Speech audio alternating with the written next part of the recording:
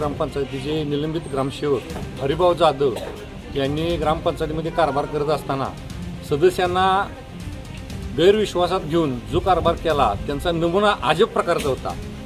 3-4 महिन्यापूर्वीच्या प्रोसिडिंगमध्ये आपल्याला जी अवैधरित्या कामं करायची आहेत त्या अपूर्व प्रोसिडिंग ठेवून त्या प्रोसिडिंगमध्ये सदरची कामं बेकायदेशीरित्या घुसडून त्याचे चेक सरपंचांना हाताशी धरून त्याने तो भ्रष्टाचार केला। सदस्य जागरूक होते, पण काही गोष्टीत विकास कामामध्ये मागील प्रोसिडिंगमध्ये क्लोज न करता काही ठिकाणी प्रोसिडिंग शिल्लक राहिलं होतं। त्या शिल्लक राहिलेल्या प्रोसिडिंगचा गैरफायदा घेऊन सरपंच आणि ग्रामसेवक यांनी काही मुद्दे त्यात अवैधरित्या 15 वित्त आयोगातून खरेदी असेल किंवा पोर्टल खरेदी असेल बेकायदेशीरित्या करून त्या भ्रष्टाचार केला आणि तो भ्रष्टाचार उघडकीस पंचायत समितीच्या अधिकाऱ्यांनी चौकशांती उघडकीस आला।